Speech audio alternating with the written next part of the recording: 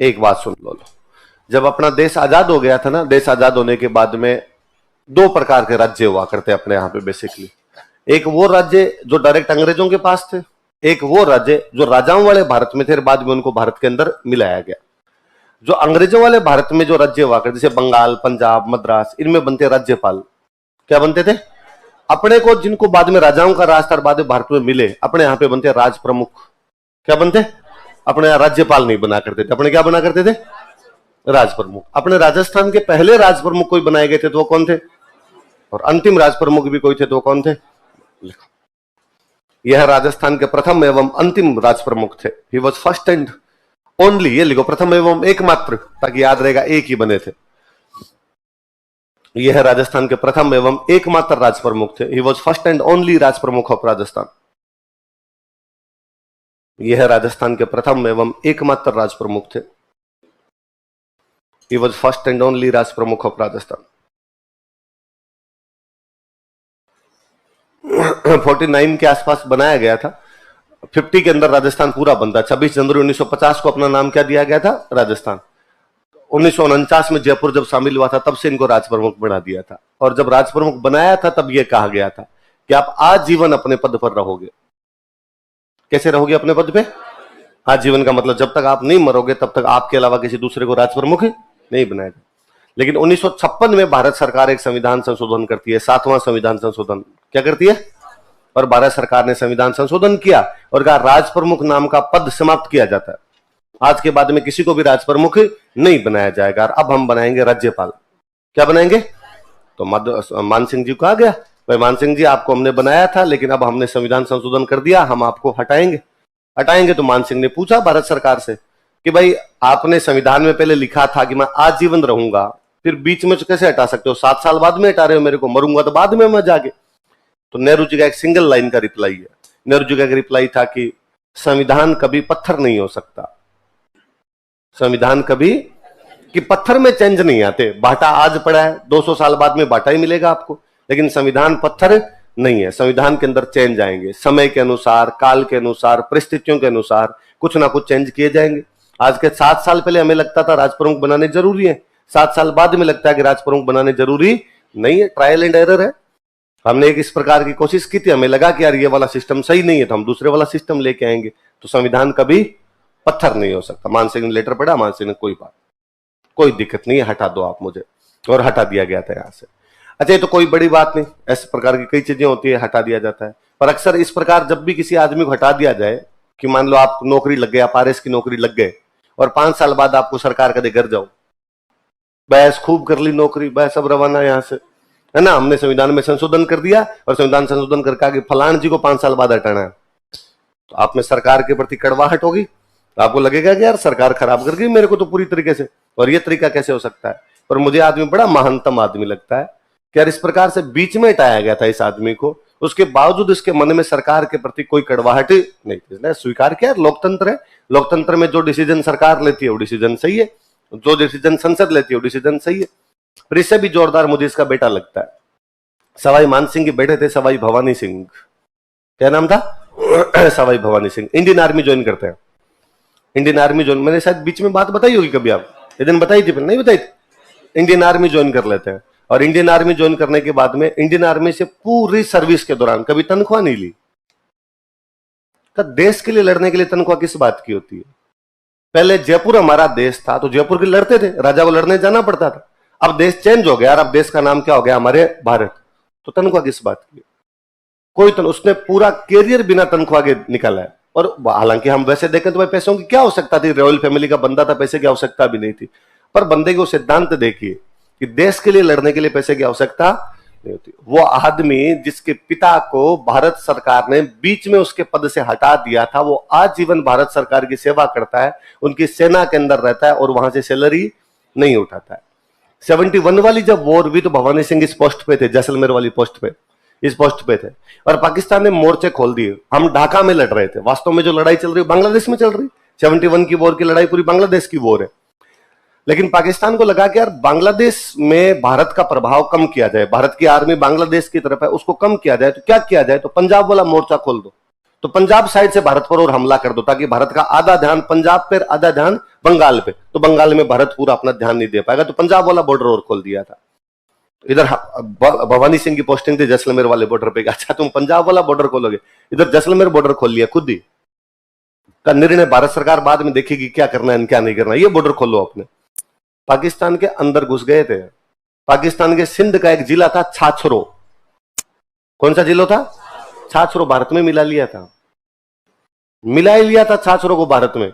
6 महीने तक छाछरो में भारत का कलेक्टर बना करता था कैलाशदान उज्जवल, कलेक्टर थे अपने। पाकिस्तान की टेरिटरी है, हिस्सा भारत का है। 1972 में बाद में समझौता होता है शिमला, पढ़ा होगा, आईआर चल रही होगी, तो 72 में आपके शिमला समझौता होता है, इंदिरा गांधी और जुल्फिकार अली भुट्टो, और उसके अंदर हमने गुडविल दिखाने के लिए छाछरो वापस दिया पाकिस्तान को, और हमने कहा कि हमने तुम्हारी जिन जिन जगह पर कब्जे कर लिए हैं वो कब्जे हम तुम्हें वापस देते हैं, और हमने जहां जहां कब्जे किए थे वो पाकिस्तान को वापस दे दिए। तो 6 महीने बाद छाछरो में भारत का राज खत्म होता है। तो 6 महीने बाद कहा गया कि अब अपना कलेक्टर वहां नहीं रहेगा, कलेक्टर साहब का आप घर आओ। तो जब अपने कलेक्टर एंड एसपी वहां से जब वापस आए थे, तो वहां अपनी नेम प्लेट लगी हुई थी, कलेक्टर की कार्यालय के बाहर होती है भाई, कैलाशदान उज्जवल जिला कलेक्टर छाछरो, फलान सिंह जिला वो एसपी छाछरो, सब वो लगे हुए थे टोटल, वो सारे उखाड़ के लाए थे और वो म्यूजियम में रखे हुए हैं, जो याद दिलाते हैं कि साहब 71 वाली वॉर के अंदर हमने छाछरो पर क्या कर लिया था, कब्जा कर लिया था। 6 महीने तक हमारे पास में रहे थे। और जुल्फिकार अली भुट्टो बातचीत करने में बड़े तेज थे। 71 में हमने जिन जिन जगह पे कब्जे किए थे उन जगह के कब्जे वो 72 में अपने वापस ले लेते हैं। जुल्फिकार अली भुट्टो अपनी नवयुवती बेटी को कहते हैं, बेनजीर भुट्टो उसमें साथ में आई हुई थी, बेनजीर को कहते हैं कि भारत सेना से जीता है, कागजों में हार गया। भारत सेना से जीता है, कागजों में, सेना से जीत जाएगा, कागजों में बात तो मैं करूंगा ना, क्या बात करनी है क्या नहीं बात करनी है। और भुट्टो अपने को सलटा गया इस मामले में, वरना उस दिन मना कर देते तो पाकिस्तान की कोई औकात नहीं दे रहे, जो तुम्हारे जी में वो कर लेना बाद में। क्या करता, कुछ नहीं, पूरा बांग्लादेश ही अलग करवा दिया, एक पूरा हिस्सा ही तो अलग कर गए थे उधर वाला, वो हिस्सा अलग ही कर गए थे, अपना ही किया हुआ है, क्या उसमें बांग्लादेश का क्या लेना देना है। बांग्लादेश भले ही आजकल खुद की विक्ट्री परेड करता है, और क्या हमने लिया था बांग्लादेश, अरे काहे लिया था, तुम्हारे को ठोका पाकिस्तान। और टिक्का खान नाम था उसका, पाकिस्तान का एक जनरल हुआ करता था टिक्का खान, और टिक्का खान ने इतना बुरा मारा था, बुचरर ऑफ बलूचिस्तान का कसाई, और बाद में इधर उसको बांग्लादेश भेजा था, एक को निकाल के मारा था घरों से। मतलब बांग्ला वॉर के अंदर पाकिस्तान के सिपाहियों ने जितनी महिलाओं के बलात्कार किए थे दुनिया में टोटल मिला के नहीं होंगे 70 साल में, इतनी बुरी हालत कर दी थी। और बंगाली बेचारे भाग के इंडिया की तरफ आ रहे थे सारे के सारे, तो इंडिया वालों को लगा यार दिक्कत हो जाएगी अपने साथ में, इसलिए फिर पूरी आर्मी उतारी थी अपनी, और आर्मी उतार के और बाद बांग्लादेश को अलग ही करवा दिया था, आजादी करवा दिया था। तो अपना युद्ध है वो, भारत और पाकिस्तान का युद्ध है, बांग्लादेश का उसमें कोई भी लेना देना।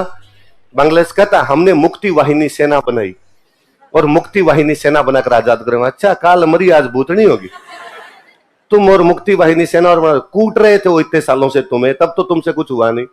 मतलब कब 21 मार्च 1952 की कब की बात है ना, तब इनको कूटना शुरू किया था कि वो उर्दू भाषा को लेके, और ढाका यूनिवर्सिटी के बाहर फायरिंग हो गई थी। इनका कहना था ढाका वालों का कि हम उर्दू नहीं पढ़ेंगे, हम क्या पढ़ेंगे, बांग्लादेश।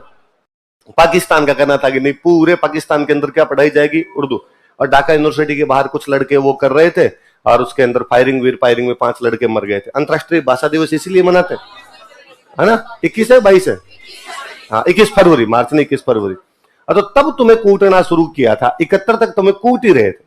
तुम्हारे तो सबसे बड़े नेता को गिरफ्तार किया था, मुजीबुर रहमान गिरफ्तार था। हाँ, तुम सरकार में जीत गए, उसके बावजूद तुम क्या कर रहे थे, पाकिस्तान के जैसे जी में आ रहा था वैसे कर रहा था। 71 वाला वॉर तो भारत के एक बंदे को पढ़ना चाहिए, और रोंगटे खड़े करता है कि हम कितने इंटेलिजेंट थे उस युद्ध के अंदर, एक चाल हमारी कितनी सही तरीके से चल रही थी। 71 वाली वॉर से ठीक पहले हम श्रीलंका के साथ एक समझौता करते हैं, कि श्रीलंका तेरे एयरपोर्ट की रखवाली कौन करता है। तो श्रीलंका ने कहा डामाडोल लिया, हमारे पास सेना कम है, छोटे से देश है, तो कहा इंडियन आर्मी तुम्हारे एयरपोर्ट की रखवाली कर लेगी। तो हमने एक समझौता किया, और समझौते में कहा गया कि श्रीलंका के जितने एयरपोर्ट इनकी रखवाली की जिम्मेदारी किसकी है, इंडियन आर्मी की। तो इंडियन आर्मी उनके वो एयरपोर्ट उनकी रखवाली कर रही। अब 71 का वॉर शुरू होने वाला है। 71 का वॉर शुरू होने से पहले इंडिया ने कहा कि पाकिस्तान का कोई भी जहाज हमारी एयर बाउंड्री के अंदर से नहीं जाएगा। भाई पाकिस्तान बांग्लादेश दोनों अलग अलग, ये पड़ा पाकिस्तान और ये पड़ा आपका अब यदि पाकिस्तान को बांग्लादेश जाना तो इंडिया के ऊपर से होकर जाना पड़ेगा। हमने हमारी एयर बाउंड्री बंद की, हमारी वायु सीमा के अंदर से पाकिस्तान का एक भी जहाज नहीं निकल सकता। अब पाकिस्तान के जहाज कहां से जाएंगे?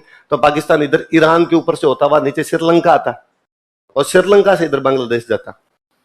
तो अब पाकिस्तान के जहाज कौन से एयरपोर्ट से जाएंगे? श्रीलंका। श्रीलंका के एयरपोर्ट पे सिक्योरिटी किसकी है? हमारे पास एक एक सूचना थी कि कितने जहाज गए आज, कितने सैनिक गए उनके अंदर, पूरा बायोडाटा था हमारे पास में। तो हम पाकिस्तान के बारे में इतने क्लियर थे कि इनके पास कितना सामान है, कितना असला है, कितने सैनिक है, कब गए हैं, कब उठे हैं, कब सोए, पूरा पता लगा रखा था हमने। फिर 71 वाली वॉर में इंदिरा गांधी के दिमाग में ये थी कि अपने मई के आसपास युद्ध कर लेंगे। मई के अंदर युद्ध करने वाले थे। सुबह सैम मानेकशॉ, अरे सैम तो पढ़ा जाना चाहिए। सैम को यदि भारत में कोई नहीं जानता है तो धूड़ है कि सैम की मूर्तियां लगनी चाहिए। भारत पता नहीं कितना कृतघ्न देश है जो सैम मानेकशॉ जैसे जनरल को बुला सकता है। और सैम को इंदिरा गांधी ने बुलाया और इंदिरा गांधी ने बुला कहा कि सैम, पाकिस्तान के खिलाफ युद्ध छेड़ना पड़ेगा और ये मई है, तुम बताओ युद्ध कब छेड़ोगे? सैम ने कहा दिसंबर। कब युद्ध करेंगे? वाई दिसंबर? 7 महीने पड़े हैं सितंबर के अंदर। कहा मैम दिसंबर में बर्फ पड़ेगी और जब बर्फ पड़ेगी तो चाइना के आक्रमण का खतरा समाप्त हो जाएगा। अब यदि युद्ध करेंगे तो चाइना पाकिस्तान की मदद करने के लिए आएगा। दिसंबर में इतनी बर्फ होगी कि हिमालय ढक जाएगा। यूं थोड़ी कहा हुआ कि हिमालय हमारा मस्तक है, रक्षा करता है हिमालय हमारी, पर रक्षा टाइम पे तो करेगा, बिना टाइम के कैसे कर सकता है? चाइना चाह के भी अपने कदम नहीं बढ़ा पाएगा और चाइना उधर रहेगा तो पाकिस्तान को ठोक लेंगे अकेले, दूसरा कोई मोर्चा ही नहीं खोलने देंगे। कितने दिन लगेंगे मैम? 15 दिन में पाकिस्तान तबाह है। आपको तो पूरे पाकिस्तान पे कब्जा कर लेंगे। वापस इंदिरा गांधी ने पूछा कि तुम क्लियर हो इस बारे के अंदर? क्या हो, आप दिसंबर तक रुक जाओ, बाकी मैं अपने आप देख लूं। 2 दिसंबर के आसपास युद्ध शुरू किया, 16 को जीत गए थे। 3 को 16 को तो जीत ही गए थे। एग्जैक्टली वो 15 दिन का टाइम है। 1-2 से इन्होंने छोटी मोटी फायरिंग वगैरह शुरू हुई थी। 3 को लड़ाई, 3 को हम कहते हैं भाई हमने एग्जैक्टली उस युद्ध में शामिल हो गए थे, पहले करना शुरू कर दिया था हमने, और 16 को तो अपने जीत ही गए थे। सेम के बारे में लोग नहीं जानते, तो वाकई गजब वाला युद्ध है। उस बॉर्डर पे स्थल सेनाध्यक्ष हुआ करते सेम, वो युद्ध मुझे लगता है इसलिए भी याद किया जाना चाहिए कि वो पूरा युद्ध राजस्थान का जीता हुआ है। इधर पाकिस्तान वाले इस जैसलमेर वाले बॉर्डर पे मान सिंह के बेटे थे सवाई भवानी सिंह, जो छाछरों तक उधर कब्जा करते हैं। इधर वो बॉर्डर असल वाली लड़ाई, पंजाब वाली लड़ाई तो बड़ी गजब वाली लड़ाई है, जब उसमें पाकिस्तान ने लैंड माइन्स बिछा दी थी पूरे के अंदर। पूरे पाकिस्तान इधर आगे आ गया था, आगे पाकिस्तान पंजाब की तरफ अपने आगे बढ़ जाता है। इंडियन आर्मी रिटेलिएट करती है, यहां से वापस भगाती है पंजाब। तो पाकिस्तान जहां तक आगे आया था वहां तक उसने बस वो लैंड माइन्स बिछा दी कि जैसे इंडिया का टैंक जाएगा वो टैंक उड़ जाएंगे सारे के सारे। अपनी फौज के अंदर इधर एक अफसर हुआ करता था हणूद सिंह, बाड़मेर के हणूद सिंह हुआ करते थे। संत टाइप के आदमी थे, सन्यासी टाइप के आदमी थे। उन्होंने अपने टैंक वालों को इनके ऊपर से भेजो, कैसे लैंड माइन से आदमी कदम रखेगा ना तो फट जाएगी, टैंक इतना भारी पड़ेगा सारे के सारे टैंक उड़ जाएंगे। भगवती साथ है, तुम तो भेजो, एक ही नहीं फटेगी। लैंड माइन्स नहीं फटी थी एक भी। हमारे अरुण खेत्रपाल उसी युद्ध में शहीद हुए थे, जिनको बाद में परमवीर चक्र दिया गया था। हणूद सिंह को मेडल नहीं मिला था, उनको परमवीर चक्र दिया गया था बाद में। तो इधर पंजाब वाले बॉर्डर पे हणूद सिंह थे, और इनसे भी बेहतरीन एक और कमांडर जो ढाका वाले बॉर्डर पे लड़ रहा था, सगत सिंह। आप कभी झारखंड महादेव मंदिर जो अपना है खातीपुरा मोड़ से इधर आते हो तो उस रोड का नाम है सगत सिंह रोड। और वो फोटो मैं जो अक्सर कई बार कहता ही रहता हूँ आपको, जिसमें नियाजी साइन कर रहा है ना, वो फोटो देखना कभी कि यहाँ पे अपने जग्गी बैठे हुए, जगजीत सिंह अरोड़ा, यहाँ पर नियाजी बैठा हुआ है पाकिस्तान वाला साइन कर रहा है, पीछे कुछ सैनिक खड़े हैं, उनमें एक अफसर खड़ा है 6.5 फीट लंबा, वो सगत सिंह है। मेघना नदी क्रॉस की थी, ढाका वाली नदी है वो कौन सी है? जगजीत सिंह अरोड़ा अपने ईस्टर्न कमांड के लेफ्टिनेंट जनरल हुआ करते थे। तो जग्गी अरुणाचल प्रदेश थे। जग्गी ने सगत सिंह को कहा कि शाम तक मेघना पहुंचना है, मेघना जाके रुकना है, फिर सुबह आपको मेघना क्रॉस करनी है। सुबह मेघना क्रॉस करना, या सुबह शायद मेघना तक पहुंच जाना, फिर मेरे ऑर्डर का इंतजार करना और फिर आप मेघना क्रॉस करना। मेघना क्रॉस करने का मतलब है ढाका के अंदर घुस जाना। इनको शायद जो टाइम दिया हुआ था उसे 2 घंटे पहले सगत सिंह मेघना पहुंच गए थे वहां पर।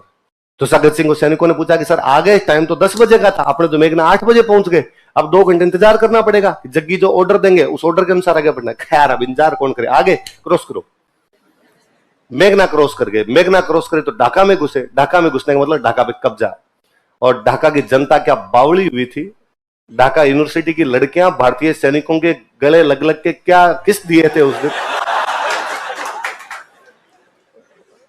और इधर जग्गी को पता चला इस बात का कि इंडियन आर्मी मेरे बिना ऑर्डर के ढाका क्रॉस करके ढाका पे क्या कर चुकी है, कब्जा। जग्गी ने वापस ऑर्डर दिया। जग्गी ने कहा तुम मेरे जूनियर हो, और जब मैंने कहा था कि मेरे से बिना पूछे तुम क्रॉस नहीं कर सकते, तो तुमने क्रॉस कैसे किया, और तुम वापस आओ। जगत सिंह ने कहा वापस तो इंडियन आर्मी मेरी लाश से आएगी, ऑन माई डेड बॉडी। तुम मेरे मार दो, फिर इंडियन आर्मी को ले जाओ, वरना इंडियन आर्मी यही है। दूसरी एक शर्त है कि प्रधानमंत्री कह दे ऊपर से कि इंडियन आर्मी को वापस आना, तो आ जाऊंगा। मैं नहीं मान रहा तुम्हारा ऑर्डर, मैं तुम्हारा सीनियर हूं, अब जो हो वो, ढाका पे कब्जा कर चुके हम, और हम ऑर्डर नहीं मानेंगे अब तुम्हारा। जग्गी सीरियस ले गए बात को। जग्गी ने कहा मैं प्रधानमंत्री से कहलवा दूं तो कहा फिर वापस आ जाएंगे। इंदिरा गांधी मीटिंग ले रही है, प्रधानमंत्री इंदिरा गांधी, सारे मंत्री बैठे हुए उनके सामने, सारे कलेक्टर बैठे हुए, सचिव जीते भी थे, वो सचिव बैठे हुए। अचानक एक सचिव एक पर्ची लिखता है, आगे बढ़ाता है, आगे बढ़ाता है, रक्षा मंत्री के पास पर्ची पहुंचती। रक्षा मंत्री थे बाबू जगजीवन राम। रक्षा मंत्री कौन थे? बाबू जगजीवन राम रक्षा मंत्री थे, जिनकी बेटी बाद में अपने लोकसभा के अध्यक्ष बनी थी, मीरा कुमार उन्हीं की बेटी है। जगजीवन राम वो पर्ची पढ़ते हैं, पर्ची पढ़ के उस पर नीचे अपने साइन करते हैं, साइन करके इंदिरा गांधी की तरफ पर्ची बढ़ाते हैं। उस पर्ची पे केवल इतना लिखा हुआ था कि ढाका जीत चुके हैं। क्या कर चुके हैं? ढाका कनकर्ड, ढाका जीत चुके हैं। अब आपका ऑर्डर बताना है, क्या करना है क्या नहीं करना है। वापस आए, कब्जा कर लिया हमने, वहीं रहे, क्या करें। कहते इंदिरा गांधी को कभी किसी ने हंसते हुए नहीं देखा था। इंदिरा गांधी बहुत सीरियस मोड के अंदर रहा करती थी, और दुनिया में जहां भी महिला शासिका हुई वो हमेशा सीरियस मोड में रही है कि भाई सीरियस नहीं रहोगे तो बाद में कोई आपकी बातें नहीं सुनेगा, शायद यही बात रहती होगी। उस दिन इंदिरा गांधी नाची थी। इंदिरा गांधी का बेहतरीन फोटो जब प्रधानमंत्री कार्यालय के बाहर इंदिरा गांधी एक हाथ में पर्ची लिए हुए नाच रही है, उनकी साड़ी का पल्लू लहरा रहा है। वो पल्लू भारत की विजय को दिखा रहा था कि हम ढाका जीत चुके थे। तो वो युद्ध अपने आप में यकीन करने वाला सा युद्ध है कि यार हम क्या कर सकते। 95,000 सैनिक घुटने टेक के सामने बैठे थे।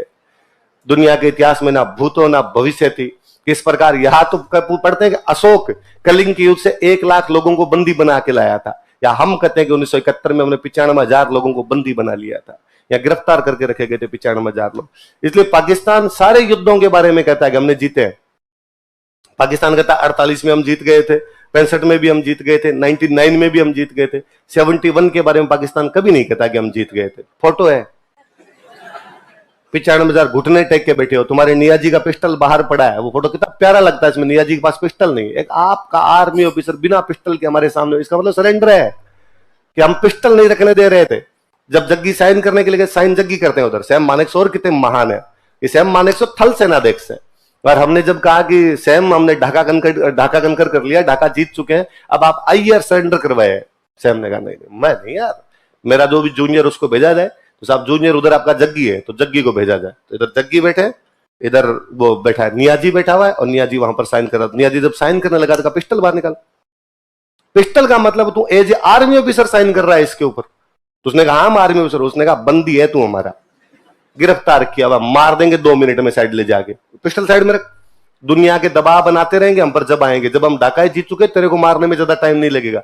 इसलिए बेचारा नियाजी चुपचाप पिस्टल निकालता है। पिस्टल निकाल के बोलता पेन नहीं है मेरे पास, पेन हम दे देंगे तेरे को। पेन दिए, उसने साइन किए। तो मैं एक दिन पहले कभी बात बताई थी कि इस बात से नियाजी इतने अलोकप्रिय हुए कि पाकिस्तान में कोई भी नियाजी अपने नाम के आगे नियाजी नहीं लगाता। पाकिस्तान में नियाजी का मतलब गद्दार माना जाता है। इमरान खान नियाजी है, इसलिए इमरान खान के नाम के आगे सरनेम नहीं होता कभी। बाकी सब अपने सरनेम लगा लगा के घूमते रहते हैं। इमरान खान ही लिखता है कि नियाजी लगाते हैं। पाकिस्तान वालों की नजरों में आता है कि नियाजी है मतलब कौन है? गद्दार है। तो अब की बार इमरान खान ने खूब कहा कि भाई अमेरिका के हाथों में खेल रहे ये लोग, मैं देश को बचाना चाहता हूं, पर मुझे लगता है देश वालों को फिर लगा तो खुद ही नियाजी है। तू क्या बचाना चाहता है? 71 में नहीं बचा पाए, तब तुम क्या बचाओगे? 71 के वॉर के बारे में तो यूट्यूब पे गूगल पे ढूंढ ढूंढ के पढ़ा करो। वो दुनिया के इतिहास के महानतम युद्धों में से एक है, जो सामरिक तरीके से, रणनीतिक तरीके से, हर दृष्टि से भारत ने जीता था। एक चूक नहीं है। अमेरिका बीच में आ जाएगा, रशिया बीच में आ जाएगा, कोई नहीं आए। जिनको आने थे नहीं आने थे, इतने में तो 15-16 दिन में हम कब्जे कर कुरा गए थे। उससे पहले इंदिरा गांधी पूरी दुनिया के चक्कर काटती है। तब एक एक को हमने पहले से कह रखा था कि भाई ये पंगा होगा, इस पंगे में तुम बीच में मत आना, ये इधर होगा, या तो तुम अभी संभाल लो इनको, अभी नहीं संभाल पाओगे देख लेना बाद में हम क्या कर सकते हैं इस बारे में। इसलिए दुनिया वालों ने ध्यान ही नहीं दिया, और जब तक वो दुनिया ध्यान देती उससे पहले तो अपने कब्जा कर कुरा लिया था। एक देश के 2 टुकड़े, एक देश के 2 टुकड़े साफ साफ, एक टुकड़ा अलग, दूसरा टुकड़ा अलग। अब 4 होंगे। इधर वाले की ओर। सिंध अलग होगा, बलूचिस्तान अलग होगा, उत्तर पश्चिम सीमा प्रांत अलग होगा, सिंध अलग होगा। अब केवल समय का प्रश्न है, हो कब ये पता नहीं। परसों एक बलोचों वाली लड़की उड़ा गई कराची में, चाइना वालों को उड़ा गई थी। वेरी गुड, शाबाश, ये बात है। आजादी की जंग जारी है, इस जंग में हम तुम्हारे साथ खड़े एकदम। लिखो आगे। तो मान सिंह हमेशा याद रखे जाने चाहिए, यार एक आदमी से आपने सब कुछ छीन लिया था, उसके बावजूद उसका पूरा परिवार आपके लिए लड़ रहा है।